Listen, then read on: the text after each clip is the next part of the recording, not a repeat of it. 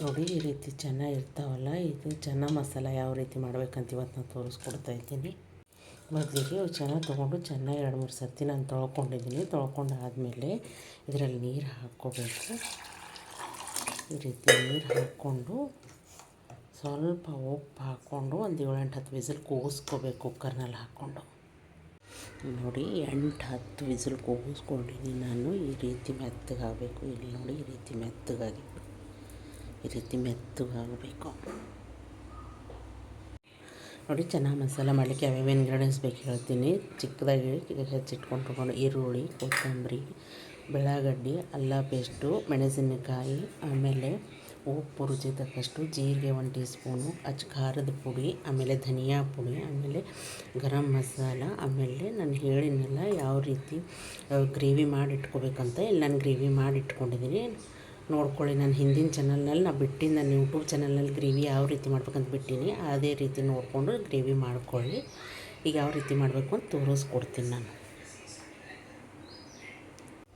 ಮೊದಲಿಗೆ ಒಲೆ ಮೇಲೆ ಒಂದು ಪ್ಯಾನ್ ಇಟ್ಕೊಳ್ಳಿ, ಎಣ್ಣೆ ಹಾಕ್ಕೋಬೇಕು.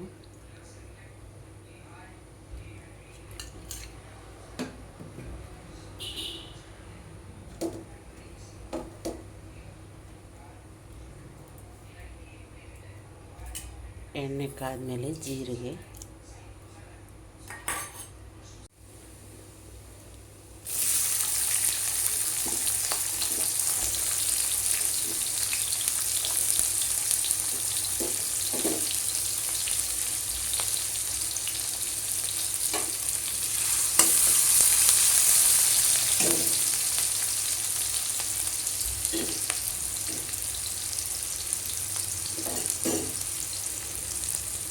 ಬೆಳ್ಳುಳ್ಳಿ ಪೇಸ್ಟು, ಅದ್ರಕ್ ಪೇಸ್ಟು, ಹಸಿಮೆಣಸಿನಕಾಯಿ,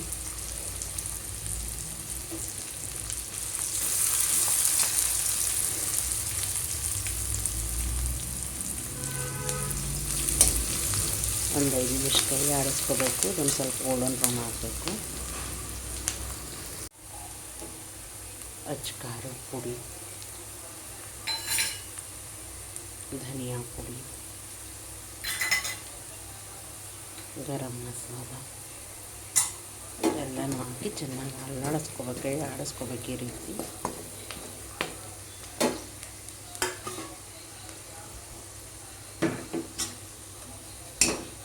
ಆಮೇಲೆ ನಾವು ಮಾಡಿ ಇಟ್ಟಿರ್ತೀವಲ್ಲ ಗ್ರೇವಿ ಹಾಕ್ಕೋಬೇಕಿದ್ರಲ್ಲಿ. ಈ ರೀತಿ ಗ್ರೇವಿ ಹಾಕ್ಕೋಬೇಕೆಲ್ಲ. ಈ ರೀತಿ ಗ್ರೇವಿ ಹಾಕ್ಕೊಂಡು ಚೆನ್ನಾಗಿ ಕಲಿಸ್ಕೋಬೇಕು. ಒಂದು 5 ನಿಮಿಷ ಬೇಯಕ್ಕೆ ಬಿಡಬೇಕು ಇದನ್ನು.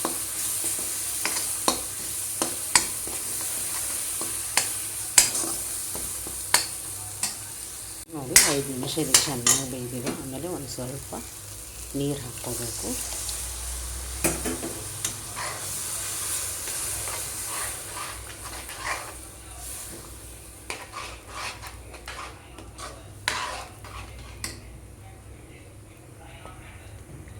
ನೀರು ಹಾಕ್ಕೊಂಡು ಒಂದು 2 ನಿಮಿಷ ಕುದಿಯೋಕ್ಕೆ ಬಿಡಬೇಕು. ಇದನ್ನು ಕುದೀತಾ ಇದೆಯಲ್ಲ, ಆಮೇಲೆ ನಾವು ಕುದಿಸಿಟ್ಕೊಂಡೆಲ್ಲ ಚೆನ್ನಾಗಿ ಹಾಕ್ಕೋಬೇಕು. ಈ ರೀತಿ ಚೆನ್ನಾಗಿ ಎಲ್ಲನೂ ಕಲಿಸ್ಕೋಬೇಕು.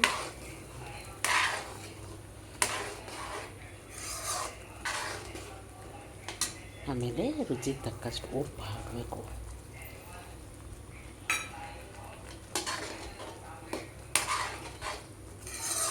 ಒಂದು 5 ನಿಮಿಷ ಕುದಿಯೋಕ್ಕೆ ಬಿಡಬೇಕು. ನೋಡಿ ಚೆನ್ನ ಮಸಾಲ ರೆಡಿಯಾಗಿದೆ. ಮೇಲಿಂದ ಒಂದು ಸ್ವಲ್ಪ ಕೊತ್ತಂಬರಿ ಹಾಕ್ಕೋಬೇಕು. ನೋಡಿದ್ರಲ್ಲ ಚೆನ್ನ ಮಸಾಲ ಎಷ್ಟು ಚೆನ್ನಾಗಿ ಗರಂ ರೆಡಿಯಾಗಿದೆ.